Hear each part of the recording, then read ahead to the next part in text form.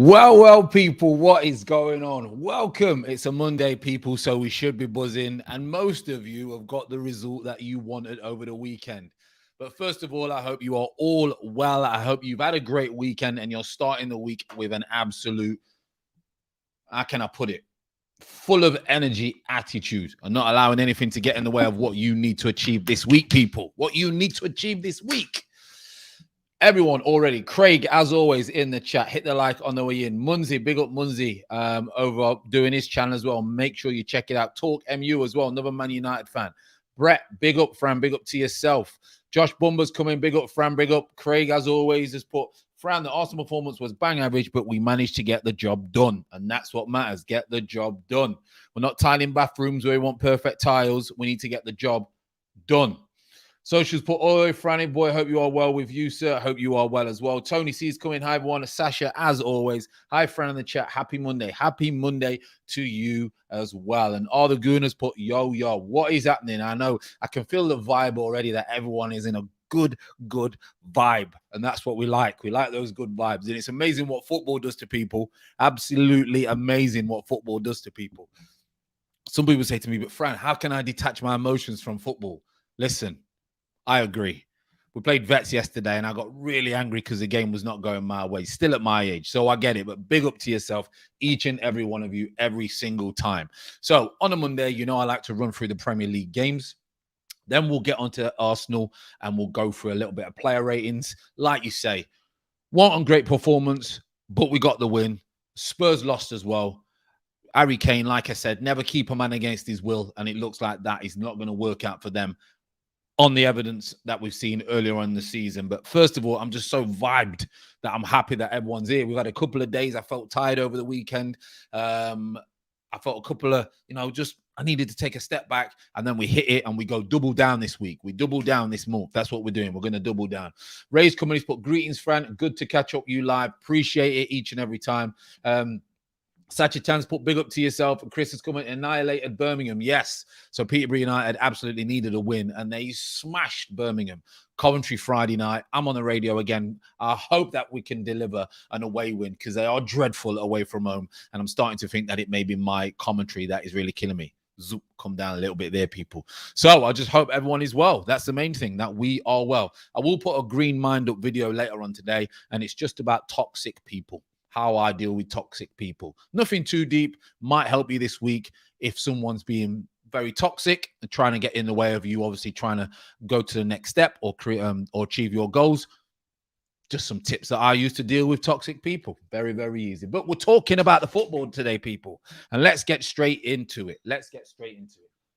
Oh, what's this? Oh, I've got dinner. We're going to have to wait. Dinner's going to have to wait. Okay. So let's get into it, people. Let's get rid of that screen and let's have a full screen. Right. There's nothing up here, social for you. So I've got no tabs open for you today, social, for you to have your comments. All right, son.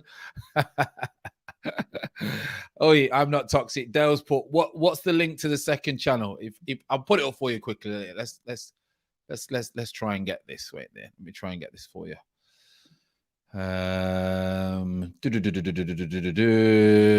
Like you say, it's nothing major. It's just a little thing that actually is helping a lot of people in our community. It's really, really helping. And that's the main thing. And it allows me to talk because you know what? In today's society, we don't talk to a lot of people face to face, do we? Especially with what's been going on and happening. So I just thought, you know what? Sometimes people would like to talk, and why not? So let's just put it in there. Edit. There we go. Paste. Boom. There you are. That's in the chat. Have a little gander at that, little gander. It's good. Dinner at 4, yeah. She's got my pasta because the little one comes in from school. So I have that and then I might have a snack later on. And probably have an early night tonight. I can tell you that. Probably have an early night. Fran has 7 meals a day. About 6 meals a day, small meals. Not been today because it's been a bit of a nightmare. But afternoon, Brandon. Dinner at 5 here in South Africa and chill with FFTV. There you go. Dale's put cheers, mate. Social DRD. There's the link. Right then. Let's get into it, people. First game was, you all know, it feels like ages ago. Newcastle against Leeds. Ended up being 1-1. St. Maximin was absolutely superb. A lot of Arsenal fans are having this debate, St. Maximin or Pepe. I'll leave that out there for you lot. But St. Maximin was outstanding. And then obviously Rafinha, to be fair, who's top player. I like Rafinha a lot. I can see why Liverpool wanted him. Obviously leveled. Well, they took the lead, and then it was St. Maximin, who should have probably scored about 3 or 4. So I think Newcastle will be disappointed that they didn't win this game. But Leeds were decent. Leeds were very good, as we know. Try and get the ball down, try and get forward, cause you problems. So I thought 1-1 was probably a fair result on the day. Yeah, just point. Can't believe Poch dared to sub Messi. Can you? I don't know if anyone watched the game last night, but Messi hit the bar from about 55 yards. Keeper's pulled off a great save. Link-up play was absolutely ridiculous. And Poch said that he brought him off to protect him. Messi wants to play football every single minute of his entire life. You don't take a player that off. It did work out. Icardi came on as like an out-and-out centre forward and scored, but Messi was not happy. You just don't take Messi off. To protect him, you don't want to see that. Anyway, let's stick to this. We then go on to Wolves against Brentford. Now, some of you may have watched this game. And you all know I'm an Ivan Toney fan because I know him personally and I've watched his journey through commentating. You all know that I, really like him, and I wanted Arsenal to sign him. A lot of people questioned it, but I wanted Arsenal to sign him. And we'll get to the comments as we go, as you know how we do things on the channel. And Ivan Toney and Buemo absolutely ripped Wolves to pieces. And I'm always a fan of 2 up front. I played in a 2 up front. And I think 2 up front really occupies the opposition at times. And Brentford do it. And they're doing really, really well. I mean, I think this is probably their first away win. But Ivan Toney had 2 goals disallowed and scored a pen. And rightly so, I think. They were both disallowed. One was handball, I think one was offside. But will they run out of steam? I don't know. But they look good, and I think they'll do okay this season against the teams that are around them. I think they will beat a lot of teams that are around them because Ivan Toney, you're going to get old-fashioned centre forward with modern-day skills. And then Mbeumo will run himself into the ground. And that's what I love. Players that run themselves into the ground. And realistically, it was the Ivan Toney show. I've got to be honest. He was absolutely outstanding. And a penalty as cool as a cucumber. And Wolves, Adama Traore, as ever, causing so many problems, but can't finish his dinner or cross the road. But Brentford were worthy winners. Worthy winners. We won't go on to the Arsenal Burnley yet. We'll then go on to Liverpool Crystal Palace. For me, I think most of us in the chat said Liverpool are probably going to steamroll Palace, and that's exactly what they did. Palace did not bring the same energy that they did against Spurs, and that's the problem with teams. Some of them are inconsistent, and Palace are going to be one of those teams for me that are inconsistent, and Liverpool dealt with them superbly. Absolutely superbly. Obviously, Van Dijk back in. Trent doesn't really have to defend, and not a lot of people about questioning, but let's concentrate on what players are good at rather than what they're not good at times. If they work hard, if they're not working hard, that's a different matter. And I'm sure we'll speak about the Harry Kane, and we'll speak about Pepe and Saka, etc., as we go along when it comes to work rate. But Sadio Mane, 43 minutes, not surprised. I think he's scored in every game he's played against Palace. Salah, no shock there. Unbelievable. One of the best we've seen in the Premier League. And I don't know if you've seen Naby Keita's goal, but he was surprised himself that he scored. He swung a left chucker at it, and it's gone absolutely arrowing in the corner. And he can't believe himself. He's looking around, and he doesn't know that he's scored. He's that amazed that he's managed to pull that off. So, routine 3-0 for Liverpool. We then go on to Man City. Well, few controversial points in this game. Should it have been a penalty? I don't think it was. Armstrong's already on the way down, and then Walker's going to put his leg across him, and then it looks like he's gone down after, but he's already gone down for me. And Man City just could not put anything away, and that is that number 9 is no surprise that the whole world knew that Man City needed a number 9. They needed a number 9 regardless. For the games where it's very, very tight, they needed a number 9. And these are the kind of games that are going to cost them the title. 0-0 at home to Southampton when you've scored 10-2 at home. These are the games where you're off, your midfielders are off, you're not really creating much, but you need something. That's what Chelsea have got. Chelsea sometimes might not to create anything. And then obviously Lukaku will just bulldozer someone and get a finish or a ricochet. So Man City will be not happy at all. I mean, I've not even looked at the stats, but let me look at the stats. You know, I'm not a massive fan on stats.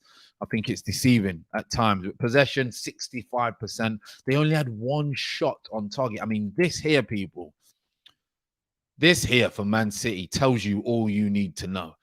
Touches, nearly double at times. Shots, 16.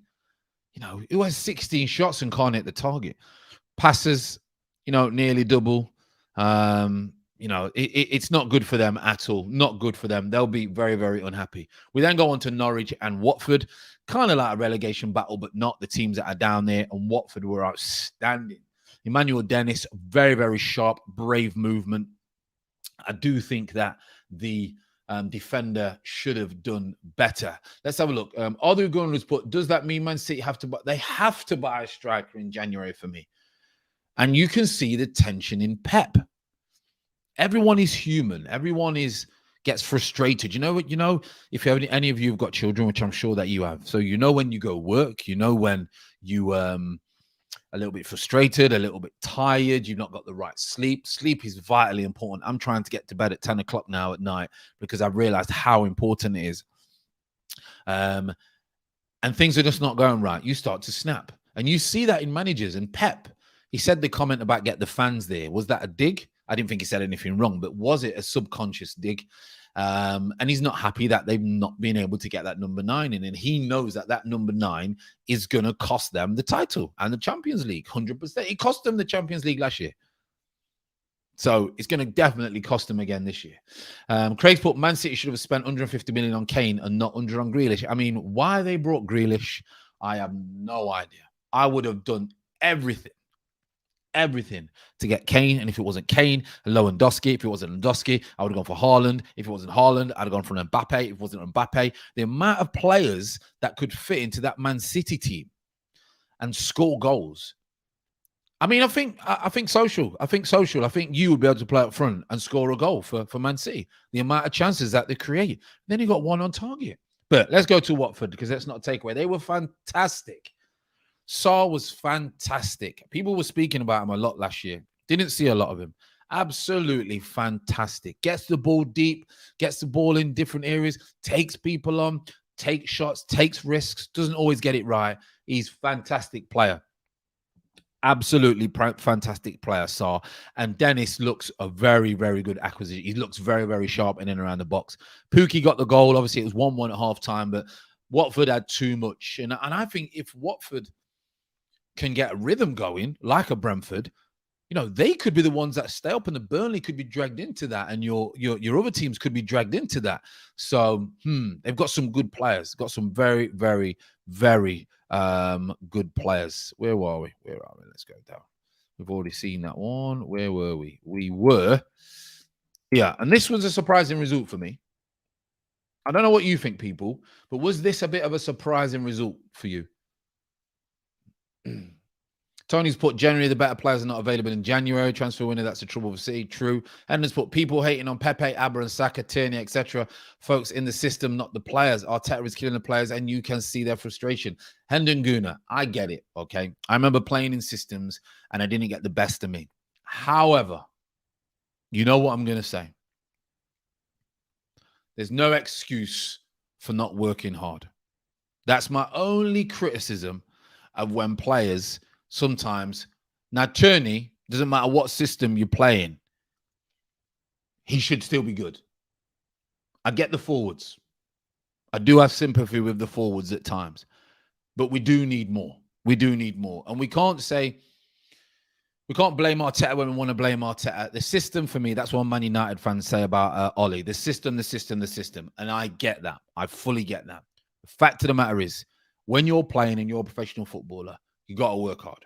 And I don't think they work hard enough. That's just my opinion. I'm not right or I'm not wrong, okay? That's just my opinion. But 3-0 Villa. I thought this was a very, very surprise. GB's put huge surprise that was 3-0 scoreline in favour of Villa. Everton got smoked. Leon Bailey. Big up to Leon Bailey. came on, caused all kinds of problems, by the way. Leon Bailey did all kinds of problems. Didn't score direct from the corner, which kind of killed him. But yeah, Leon Bailey, big up for the motherland. Smash the likes, people. Enders put, Fran, you know what it's like when you are working in a bad atmosphere situation. You can see these players don't like Arteta's methods. 100% agree. I am not going to deny that. I am not going to deny that these players are not happy with what's going on. These players are not wanting to, they're not wanting to play for Arteta, especially the forward ones, because they're starved of service. I get that. The only thing is, I know it's frustrating, and I do have sympathy for Pepe, Saka, and Aubameyang a lot. But on the flip side, football and the world don't care, and you got to work hard. So that's my only thing with that. But you are right, Hendon Guna. I think they are getting restricted, and I think they are getting pulled down to a level that they shouldn't be down to. 100% agree. Leon Bailey, best winger in the league. Imagine. Big. You reggae boy. Tony C's put expected Villa to win as they were really good against Chelsea. And it's a good point, you know. I kind of forgot about that when we were speaking about this game. I forgot about how good Villa were at Chelsea, because they were outstanding against Chelsea and they lost 3-0. So it was only probably going to happen that someone was going to get a right spanking. And it seems like Everton just could not get going, and they're the ones that got spanking. Matty Cash with his first goal, obviously was at Forest, came through the Nike Academy. If anyone knows about the Nike Academy, where players go who get released and don't make it, they go to the Nike Academy, they play against league clubs and try and get scouted. And that's where Matty Cash came from, went to Forest, done ever so well at Villa. Really has surprised me a lot. Great goal. I think it was his first goal. Obviously, it was the corner from Bailey, and then Luca Digne tries to head it, clips it, gets it wrong, beats the goalkeeper. And then Leon Bailey, if you've not seen it, I don't know what Godfrey's doing, to be honest. I really don't. The ball's been switched. Leon Bailey is only going to go one route. He's going straight towards goal, but Godfrey slows down, thinking that Bailey's going to slow down. But Bailey's put the burners on. He's got, and he's just gone. He has gone. He's headed it, and he's not even messing around. He said he's just going to spank it. Half volley, great technique, and was never, ever going to be able to stop that. It was great technique, and it rounded off a magnificent win. Danny Ings again, superb. Douglas Luiz again, superb. Magnificent win. And Everton, they'll be disappointed that they didn't show up a little bit. Got to be honest. They didn't add any fight. Arthur Gunn was saying again, no fight. It was a strange one. No fight. Socials put, didn't think Cash could make the step up, but fair play to him. Yeah. And because he's gone through not making it, going into the Nike Academy, having to get him spotted, then having to go Forest, didn't get straight in at Forest, had to wait his turn. Then he got in, did well. You know, he's gone the hard way around, and it creates a good foundation, attitude, and a mindset to deal with adversity. So we will see. Brandon saying Bailey could be fastest player in the league. Bailey's rapid. I didn't know he was that rapid, by the way.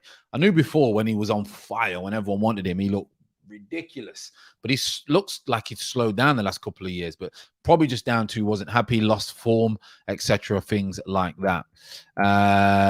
We then move on to the Sunday fixtures. We did say, I can't remember what we said, people. Did we say this was going to be a draw? Or did we say Brighton might nick it? Or Leicester? I can't remember. Anyway, Mapai on 35 minutes. He bags a goal. Danny Welbeck always pops up again on 50 minutes. And Jamie Vardy gets a consolation from a Tillerman's assist on 61 minutes. Now, are Brighton going to be one of those teams like Villa were last year, where they surprise people and they finish in that top half or that top 8 of the table? He's been given time, Potter. He's been allowed to develop his philosophy. He's been allowed to bring his players in. And that's what happens when you come up from the Premier League. Your expectations are lower, should I say. But they believe in what he wants to do. Now, Hendon's saying, like you say, the VAR was very kind. VAR seems to be always kind to certain teams, don't it, on that day? It's never really even for me. Never really is. Always some team gets a little bit better from the VAR. And Leicester will be a little bit disappointed that it didn't swing the other way, to be fair. Because, like you say, I think you're on about the Jamie Vardy one? I think you are. Was it Jamie Vardy? Was inches on? Or I may have got wrong, so I watched that much football. That could have been the week before. But like you say, a little bit harsh. But Brighton, they moved the ball really well. And last year, if they had a proper striker, they would have finished a lot higher in the league. So interesting when it comes to Brighton.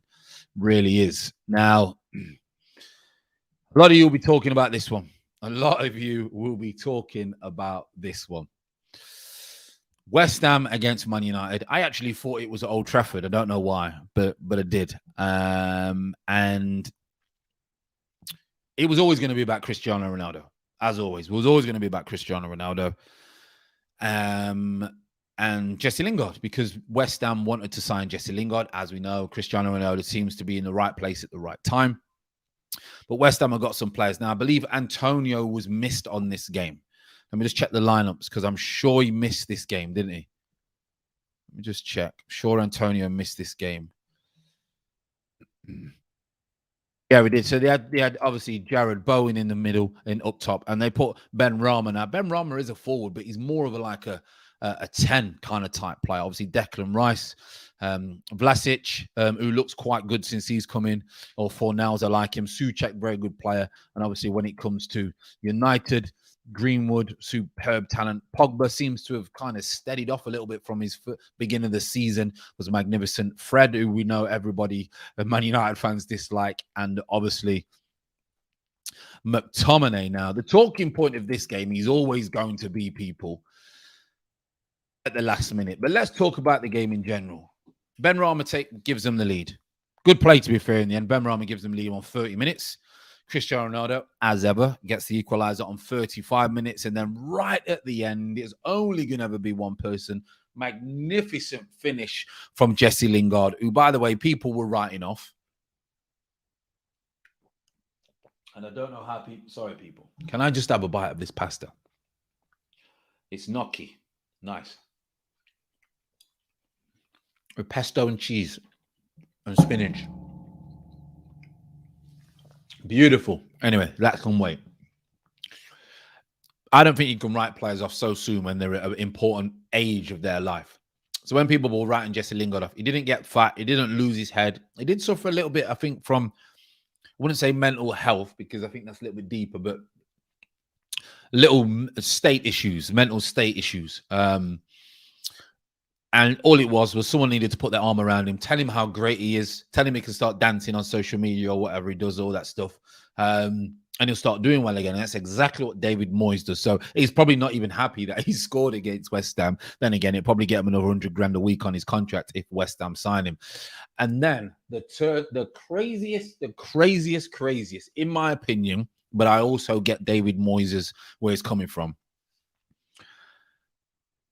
Oh, the goodness, but didn't get fat. Well, you know what players are like when they get lazy? They start getting fat, don't they? Talking of one, Saido Berahino scored for Sheffield Wednesday, by the way, at the weekend, I believe. Remember what happened to him when he didn't get his move to Spurs?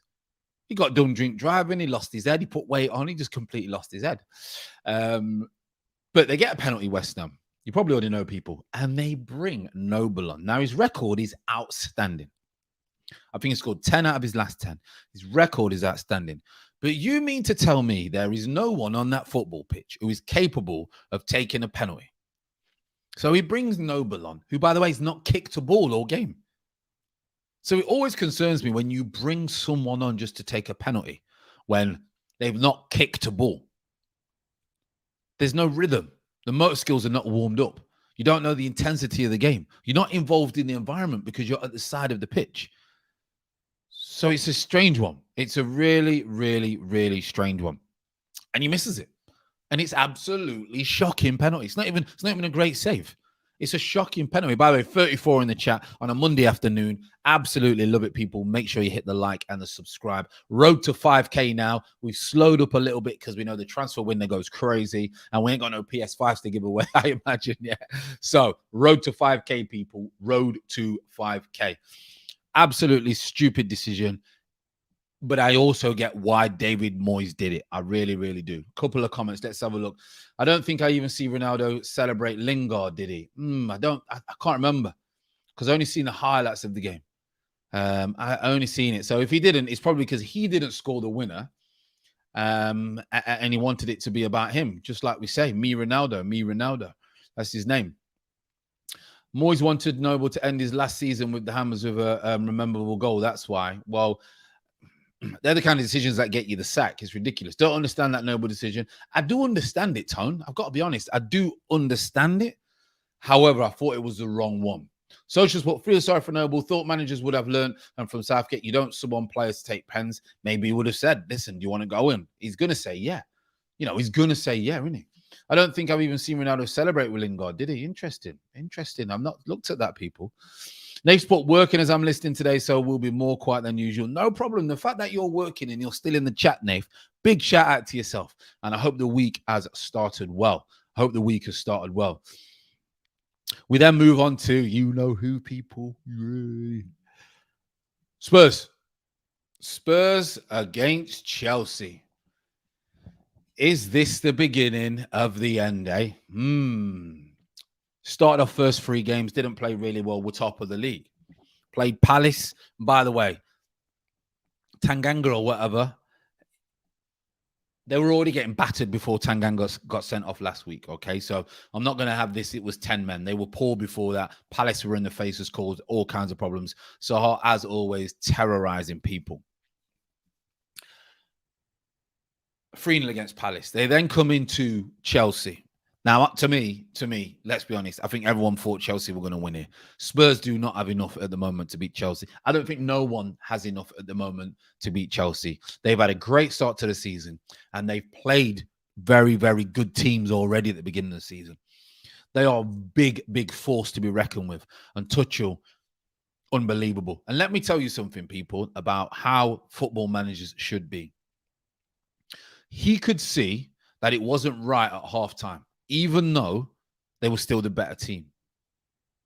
He dragged Mount, put Kante in, and said we needed energy. Now, people, I know some people in here, and definitely on Curtis's chat, kind of come for me when I talk about energy of Arsenal players. The excuses, but this, but that from. Listen to what Tuchel says. Listen to what Graham Souness, Roy Keane, Michael Richards is a little bit sitting on the fence. But listen to the people who are probably, you would say, experts in the game. Have been at the top, played at the top. They're experts at the game. And the one thing that they all said was energy, hunger, desire, willingness to win. They are the fundamentals of being a footballer. Never mind anything else. And this is my problem with Arsenal players. Mount is maybe a little bit harsh on Mount, because I thought the whole of Chelsea team wasn't really energy. But maybe they needed to bring Kante in to start that energy. And that's exactly what happened. Kante didn't really change the game. He just lifted energy with everyone around him. That's what he did. He lifted the energy. And Thiago Silva, some people were saying again, yeah, but Fran, it's the Premier League. It's faster. And I used to say, listen, top players, it don't matter where they play. They know what they're doing. If they feel settled in a team, they will perform. If they don't feel settled in a team or in a city, they will not perform. Doesn't mean that they're bad players. It's because the environment is wrong for them. Thiago Silva, Varane, all these people that come, the Cavani's, that means, oh, they're finished. Ibrahimovic, they're not finished. You don't just get finished. Thiago Silva was absolutely outstanding. And I've always liked Thiago Silva. Rudiger looks like a different player. He's finished with the centre forward. And they are definitely a force to be reckoned with. I can tell you that. Hi, Eric. Hope you well. Can you give shout out to my nephew? I don't know how I pronounce it. So I'm going to put Hjalmar, Sweden's next Zlatan. Have I got that right, Eric? Hjalmar. Let me put that on the screen. Hjalmar. I hope that's right. Big shout out to Hjalmar, Sweden's next Zlatan. We hope he is. Harry Kane looked lost in that game. And let's move. But in fact, let me just keep on touching a minute. So he made a decision and he wasn't seeing energy, enthusiasm, willingness to win, hunger, and wanting to be a footballer. So he said, I changed it. He didn't wait to the 55th minute. He didn't wait for 75 minutes. He knew at halftime, if we get energy, we win this game. Get off. Simple. Now, some people will say, but Fran, he's got the squad to do that. 100% he has got the squad to do that. Still has to make that decision. And that decision changes the dynamics of the game. And then we go on to Spurs. Don't know what's going on with Spurs. Alonso, by the way, how good is Alonso? No wonder Chilwell can't get a game. People say he can't defend. We don't need to defend when you're playing in the best team in the league. Like Trent Alexander, Trent didn't need to defend when he was the best right back in the world at the time. Trent didn't need to defend. You only need to defend when you're in a poor team. Hence, that's why Ben White looks like he's struggling, because he's in a team that needs to defend. Right then, people. Kane, Spurs. Don't know what's going on. I do not know what's going on. They don't have energy. They don't look happy. And I don't think this is the manager, by the way. Now, some people might say, well, Fran, what do you mean? It's the manager's job to get these motivated. It's the manager's job. It's the manager's job. I get that. I just think these players are bothered. They walk around, they go through the motions, and I don't think they're bothered. And you've got to remember, people, Harry Kane is probably the most influential player in that dressing room. Everyone respects him. Everyone thinks he's a model professional. He's humble, but he's human. He's going to make comments. He's going to put little drop seeds in and around the changing rooms. Not about the manager, because the manager's not had nothing to do with it, about everything else. And that seeps through the club. And that's why I've always said, when a player wants to leave, you should never hold him against that, because you will not get the same player, and it spreads like wildfire. Wildfire. And I tell you why I know, because as bad as this sounds, I've been that player. I've been that player who has deliberately sabotaged the progress of the manager. I've been that player because he stepped in the way of my would have been top move at the time. So I've been there and I know. And Harry Kane's very different from me. Very, very different. But I'm sure he's still only human. And I'm sure he was that way. Like Socials put, I was rotten. I was a bad apple in that changing rooms. I got a bad name through it. People say, Fran, why didn't you play Premier League? You were so good. I was a problem. I was uncoachable at times.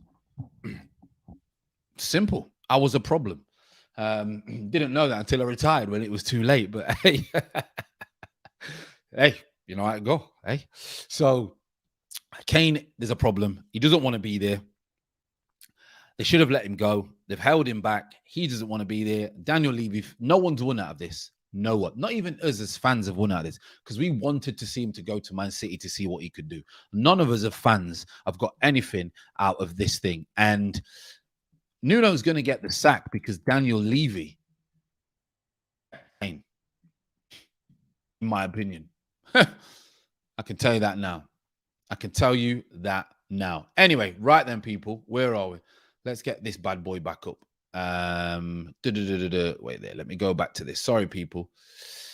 Where are we? Because we don't want to miss this. I'm going to go over our game as not now. Let's go over our game. So this game now, people, we spoke about it already. Again, I thought I'd give my honest, true reflection of this game. And it was all about we needed to win the game. Okay. Sorry, let me just have some more of this gnocchi. We needed to win the game regardless of what was going on.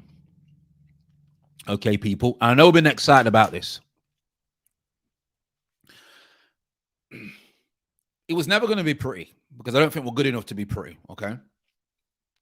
And you know what I'm like. Sometimes I get stick for my Odegaard. Sometimes I get stick for Pepe. But it's all about personal preference. That's all it is, people. Okay. But we needed to win this game. And this, for me, was a test of mentality more than anything else. Technically, we're way better. But the test of mentality was the one for me. Are these players willing? Are they going to give me energy? Are they going through the motions? Now, a few of them did go through the motions. Okay, but we got the win. So let's start with the positives. We got the win. 2 wins out of 2. Spurs have lost 2 out of 2. And it looks like people are smiling. You can see this. For once, Aubameyang is smiling over here. And it looks like he's actually hugging Arteta. I mean, come on.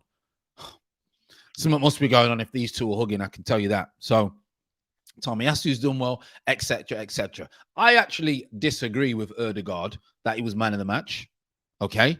He was good first half, but I don't think he was man of the match. My man of the match was Gabriel or Ramsdale, to be honest.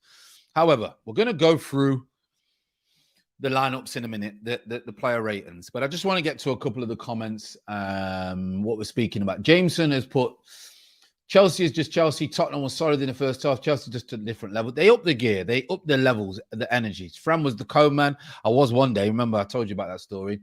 Richards put, big up, Fran. Just checking in after the weekend. Hope all is good, people. Big up to yourself, and I hope you are well and the family. Better late than never. We all learn when the time is right. We all do learn that. We all do. Fran, Aubameyang got credit in the bank, but you be honest, is Aubameyang finished? I don't think he's finished. I think it's very hard for him. When you mean finished, do you mean finished at Arsenal or finished as a player? Not sure. We were only solid at the back. The front was horrible. Very true.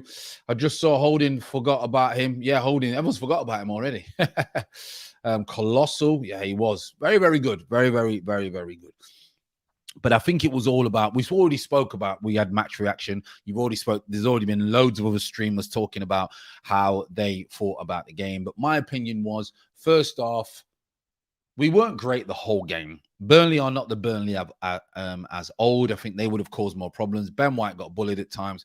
Good job. Gabby was next to him. Ramsdale was great from set pieces, collecting the ball from, etc. Partey broke the lines a lot first half.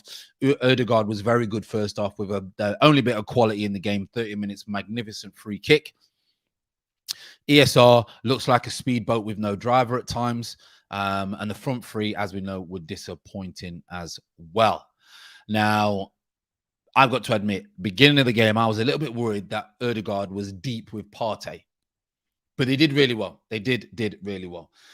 So we're going to go over player ratings. And we're going to start, people. Let's start. Big up yourself. Really do appreciate it for coming in and dropping the like. So let's start with Ramsdale. Come on, people. What do we think? So we're going to go. Let's go. Let's get the lineups up. Let's get the lineups up. Can we get the lineups up, people? Let's share this bad boy again.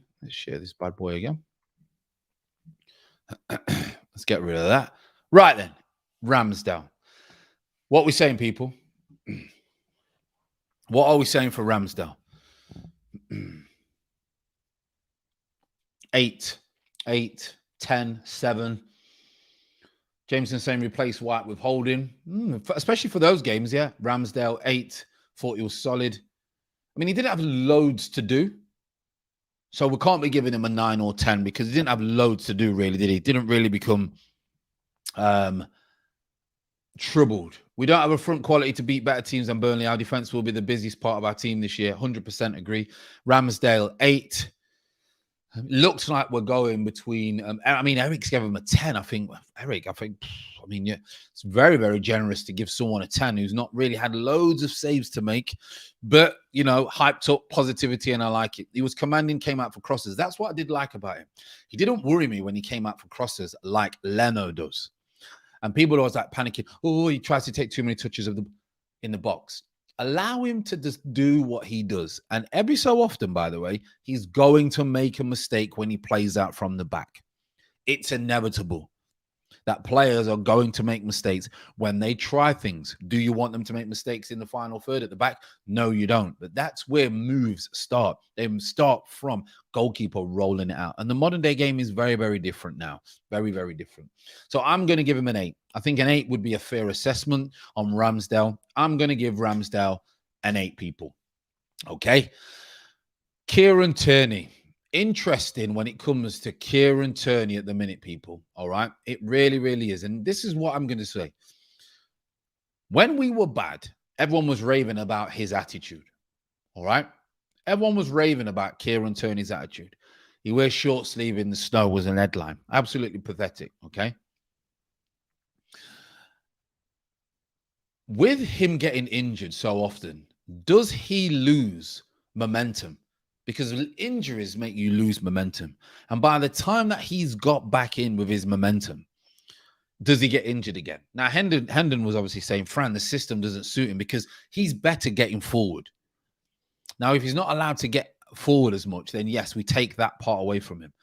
But I do believe he's the type of player who, because of injuries, may struggle to be consistent for the periods that we need him to. So I'm going to give him, they did have to do a lot of defending, but not in our fullback positions, to be honest. So I'm going to give him a 5. Chris has gave him a 6. He was very commanding. I like that. I think maybe he's on about Ramsdale. Tierney, Craig's give him a 5. It's an away win. It's an away win against Burnley. You're up against it mentally. It's a 5 or 6, isn't it? It's a 5 or 6. I'm going to give him a 6. I'm going to be probably slightly generous, and I'm going to give him a 6. And I tell you why I'm going to give him a 6. I thought the defense as a whole, as a unit, were solid. We didn't really get caused a lot of problems. And I know Gabby was outstanding. I know Ramsdale was outstanding. I thought Tomiyasu was good as well. Ben White was bang average. And Tierney was probably the other one that was average. But because they defended as a unit, I'm going to give Tierney a 6. I'm going to give Tierney a 6. A lot of you are saying a 6. So I'm going to give Tierney a 6. We then go on to Ben White. Now, Ben White was probably the most disappointing defender on the day. He did overplay a couple of times and get caught on the ball. I think he tried to do a Cruyff once, and it looked a little bit embarrassing, to be honest, because he tries to overplay. Now, the problem we've got with Ben White is he is a football ball-playing centre-off. So when he gets the ball, he wants 2 or 3 options. If he does not get that with Arsenal, he doesn't have the pace or the strength to keep hold of the ball. We've seen John Stones struggle for England. When he's at Man City, he gets 4 or 5 options. When he gets to England, he may only have 2 options or 1 option. He keeps the ball too long, and he got caught earlier on in his England career. Ben White could be similar. Ben White could be similar. Now, I don't want to write him off because I think he's a very good footballer. Just not sure is what we need at Arsenal. I think that was big problems. A lot of people are giving him a 4, 5. Can't win headers and he's not tough. Yeah, you see, is a 4 a bit harsh for me? Because he still got to defend as a unit at times. Still did some covering. His 4, social saying a 6. I can't give him a 6. I definitely can't give him a 6. Because I've gave Ramsdale an 8, gave Kieran Tierney a 6, Ben White 5. I'm going to go for a 5, people. I just don't think he was as reliable or did as well as Tierney. So if I give Tierney a 6, then I need to give Ben White a 5. Ben White's going to struggle against players like Lukaku's, your Barnes, your Woods, your Danny Ings.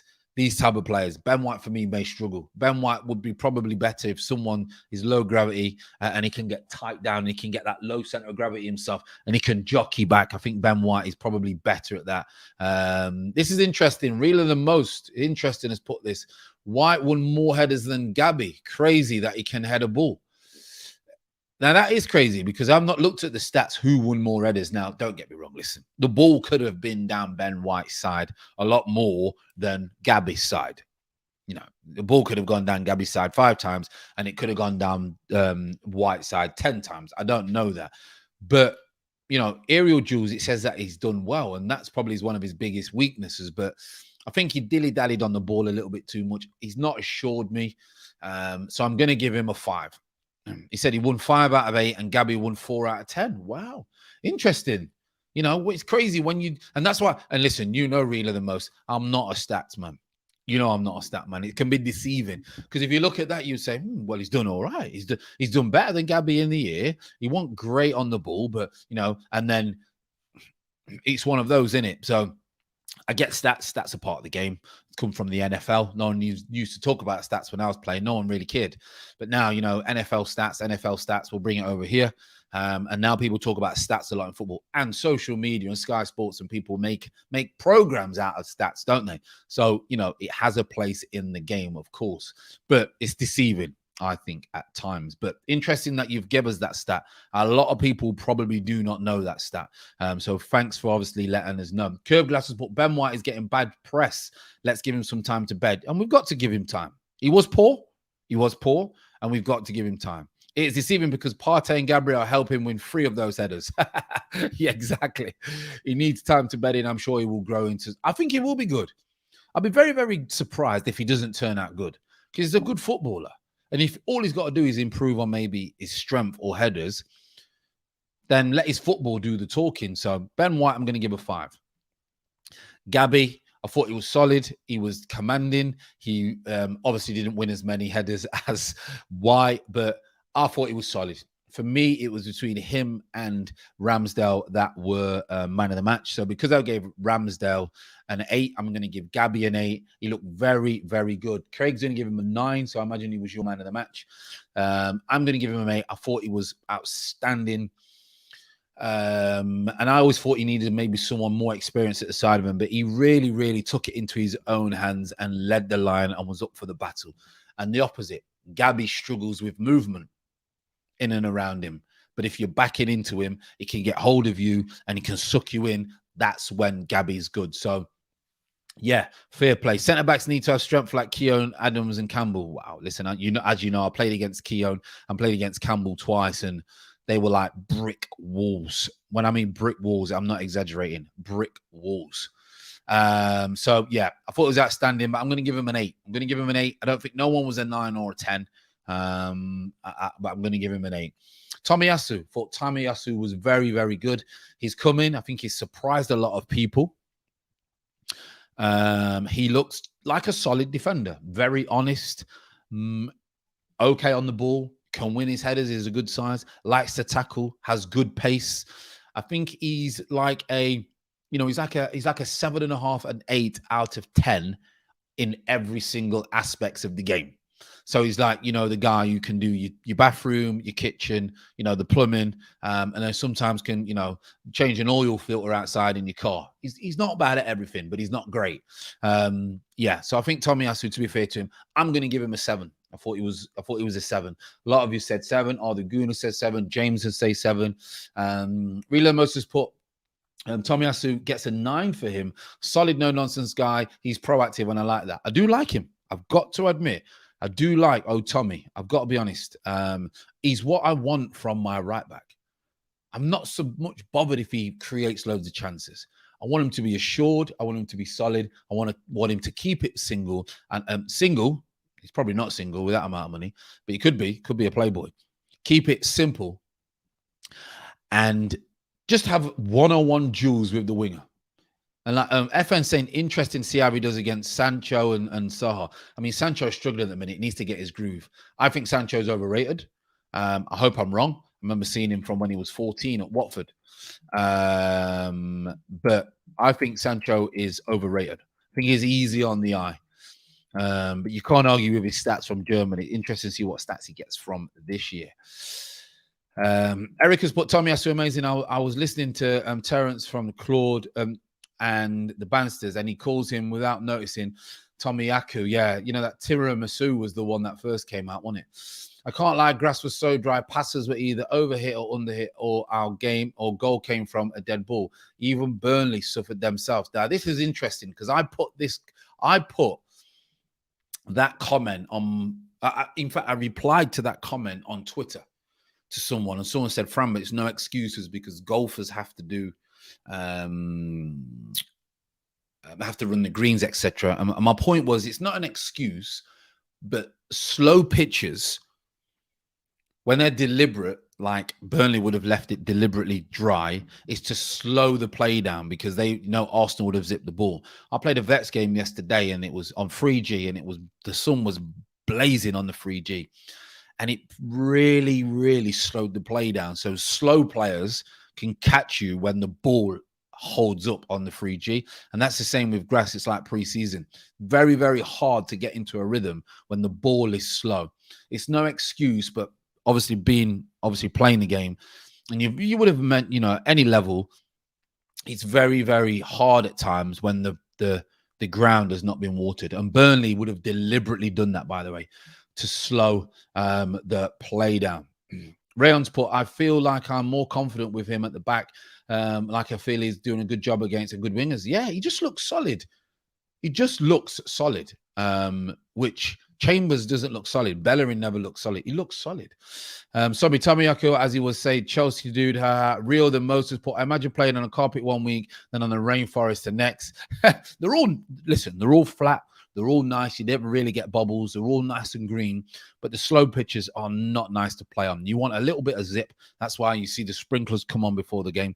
A little bit of zip so you can fire it in, you can put it around the corners, and then the defenders, because it's the ball that does the work. People think it's players that can beat players. It's the ball. The ball will always beat a player. It moves so much quicker. So, I just think that it's a good thing that someone obviously brought up. Now, Thomas Partey, here he is. I thought he started off well, got to be honest. He broke the lines a few times, which I was interested in him. He got the ball on the back foot, and he looked to go straight into Aubameyang, or he looked to go straight into Pepe and miss ESR out. And even at times, he found ESR in that little perfect pocket, the golden pocket. He found him there, but ESR was not on form at all. I think ESR doesn't really know where he's best comfortable at the minute. Oh, no, that's wrong for me to say. I don't think Arteta knows where ESR is the most fluid for me. So Partey, after the first half, I'm going to give him a 7. I think a 7's right. What you say, Partey hard, we gave him a 7. I'm going to give him a 7. I thought he's easing his way back in. But I'm going to give him a 7. Jameson's going to give him an 8. Thought it was a solid performance. But I did think he did well. Definitely first half. I think second half, he kind of died down a little bit, but that could be due to fitness, because we know his fitness is not great, etc. So I'm going to give him that. We'll then just go, we won't go into, we'll come back to obviously the front three. 7 for me, 8, 7, 7, 7. Right, it looks like we're kind of on the same page here, people. Ødegaard next to him. I thought Ødegaard first off was our best player. Always wants the ball, as always. Always trying to create. I understand people want more from him at times, but the dynamics of the game are sometimes he's not going to do well when we're battling, for example. He'll run around, but he's not one to smash people. He's not one to be able to strength people. We need to get the ball to him, which some would say the forwards. However, with Ødegaard, even if we don't get the ball to him, he still does work hard. And that's what I like. He's not, some would say he's a luxury player, and he is to a certain degree, but he will still do the horrible work. Doesn't really sulk, doesn't really get frustrated, moan, etc. So far from what we've seen. So he was outstanding for me first half, really broke the lines, but really kind of died off second half. Really went missing in a way second. We're still trying to get on the ball. We're still trying to do triangles, but I thought the dynamics of the game changed, which meant he could not be kind of in the game influential. And when we speak about the centre forwards, that's what happens at times. But for me, it was our best player first half. And it's hard because I wanted to give him man of the match because of the quality that was the game, which I then think deserves man of the match. But overall, I think it was Ramsdale or Gabby, man of the match. So I can't give Ødegaard the same. So I'm going to give him 7.99. That's what I'm going to give him. Craig's gave him a 9.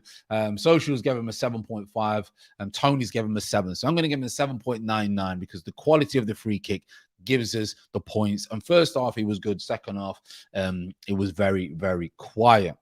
Emil Smith-Rowe. Now, this hurts me, people, because you know me, I don't get ahead of anything. Let me just have a bit of this spinach and a little bit of this pasta. Excuse me, people. Excuse me. ESR, people. I'm going to let you speak first. What do you think? ESR 6. 699. 5.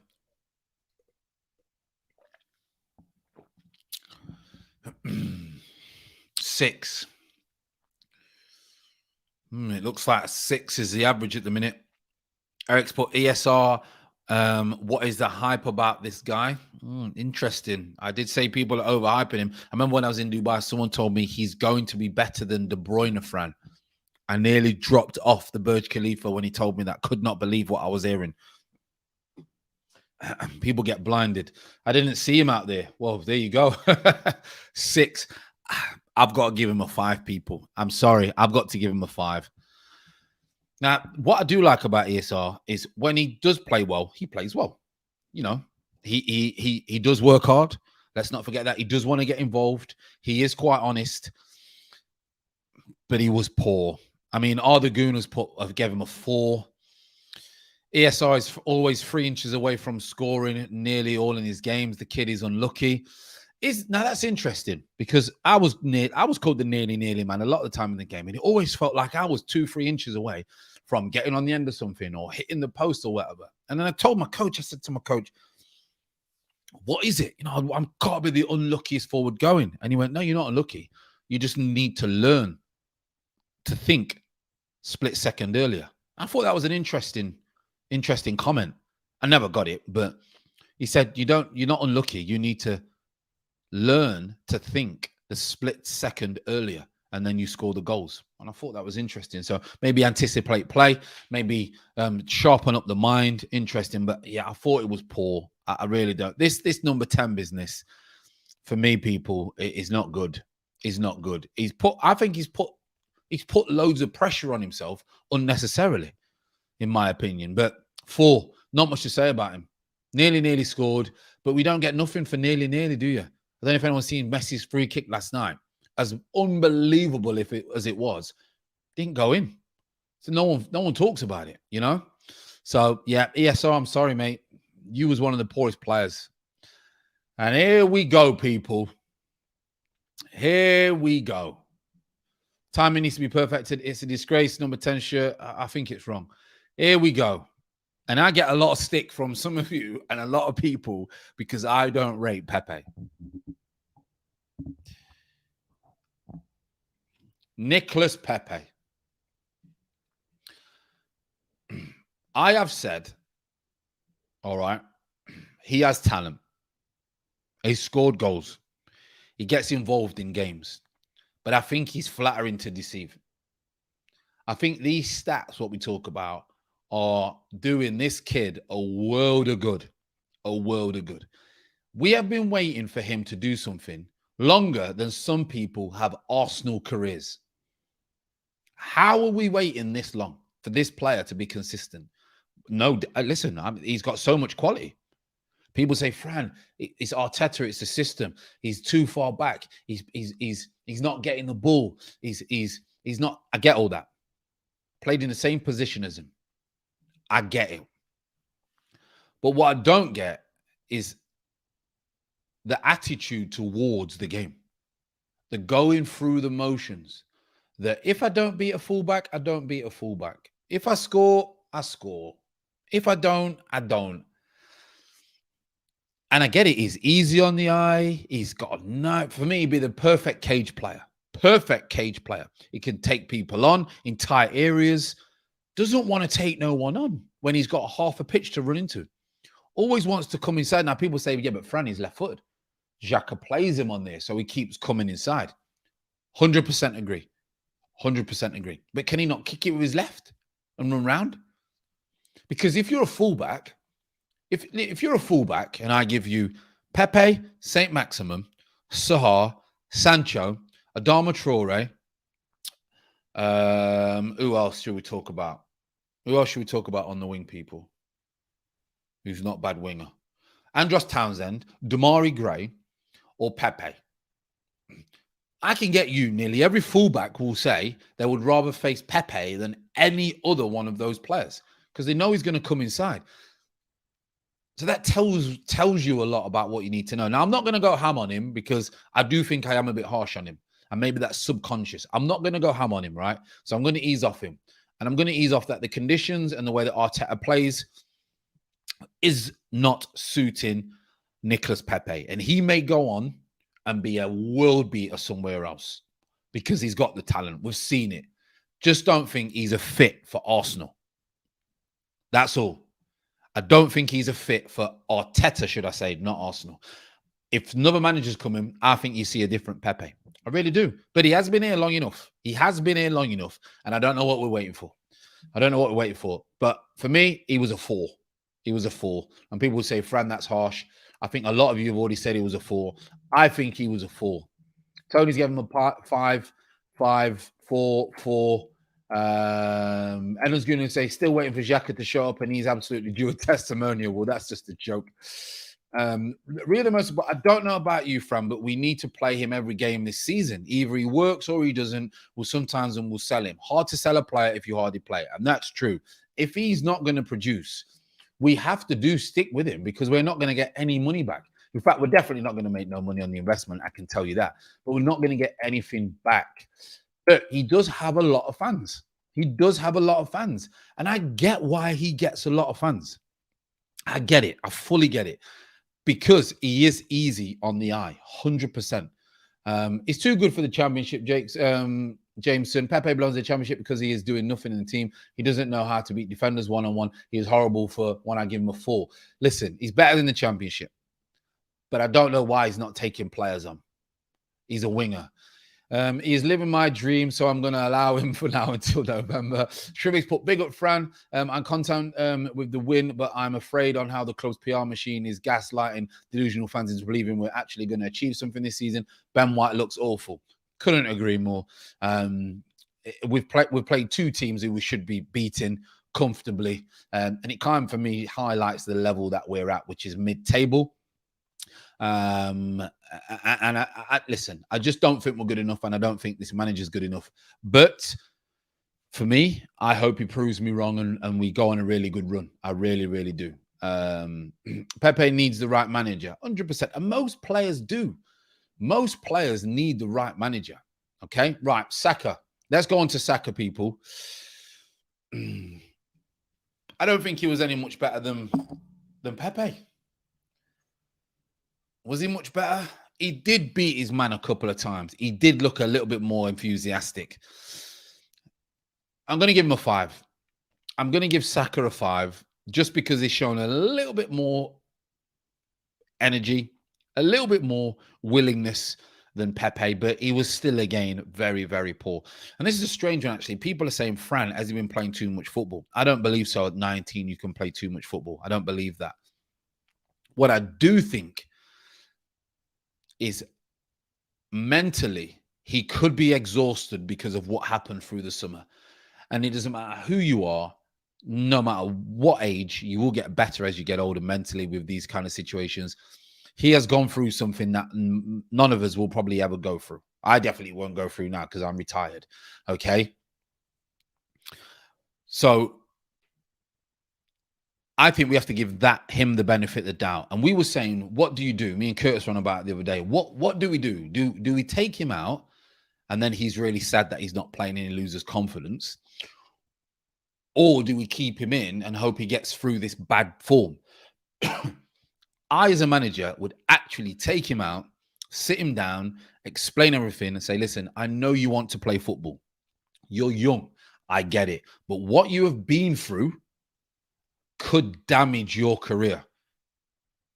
Because people only remember, people were saying Jesse Lingard was finished within 6 months. It don't work like that. But football moves very, very quickly, and fans move with the wind. So I would take him out and say, listen, I'm going to leave you out for a few games.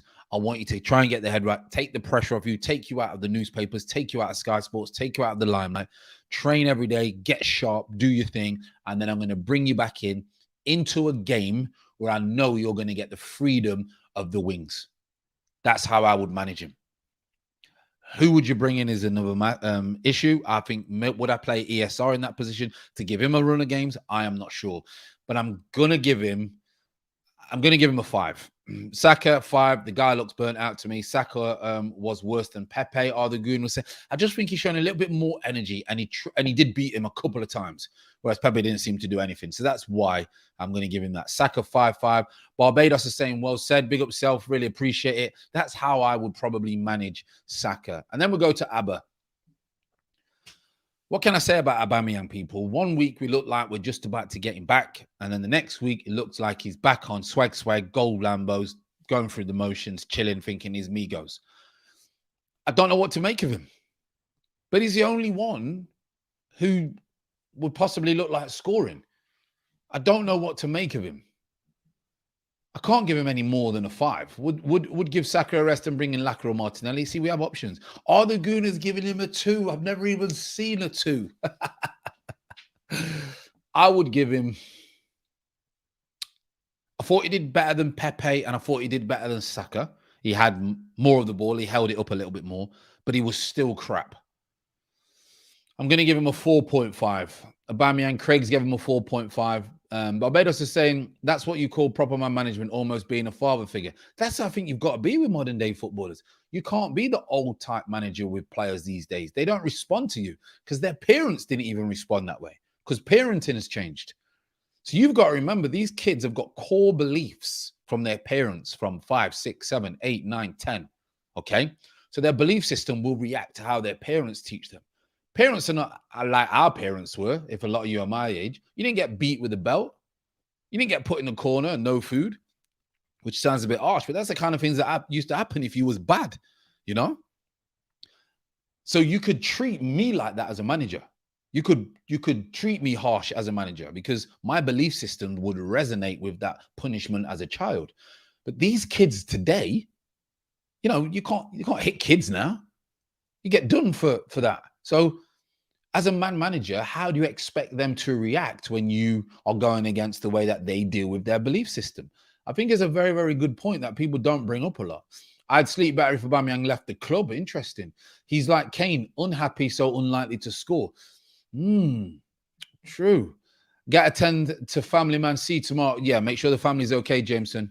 You know what's mad, Fran? As bad as Saka been, without him, we wouldn't have scored and won the game. Yeah, and listen, Pepe would have been involved. I think Saka wasn't involved. You're always going to get that, and that's why I think people keep him on the pitch. But overall, like you say, it's not good. Imperius put, big up my brother Fran. No Xhaka, yay. Big up to yourself. Shrivix put, I'm heartbroken to admit that Aubameyang is finished under Arteta. Cuts a sad, lonely figure every game and he's missing so many chances. Get them licks, Fran. Get them licks. Listen, I got the broom, belt. Listen, got licks. Absolute licks. But you can't eat licks. And I'm not sure, listen, was it good or was it not good? I don't know, because society just seems to be the same. They are softer now, but I don't know. But yeah. Yeah, get them licks, man. Bang. I can't even go into it. Anthony Williams, Arteta is making us question how good these players are. Is he the real issue here? A lot would say, yeah, he's the issue, isn't he? But are we subconsciously saying it's an issue, it's Arteta because we don't like Arteta at times? I see it with the Man United fans. It's always Ollie at times. Is it always Ollie, or is it sometimes the play? You know, it's a tough one. It's tough. What do the new gen of players need? DLC said, listen, the new gen of players need father figures type people around them, people who mollycoddle them, people who understand life in the modern day. That's why Souness and Keane go. They lose their head on punditry, and sometimes I do with Pepe. Got to admit, because I go back to my belief system. You know, my belief system. But I think players today, you have to treat them very different. Like I treat my children very different from the way that I was treated. Shouting, going mad, punishing them doesn't work as they get older. Talking to them, understanding them, allowing them to feel comfortable works. So maybe that's what managers need to do these days. And you've ever noticed that man managers tend to get the best out of the players a lot of the time, a lot of the time. Fran's put, Balbedis put, Fran, I'm surprised you know about Lax Licious growing in the Caribbean. The 3 hours, love, laughter, and lashes. Yeah, listen, I got beats. I got licks. I can tell you that.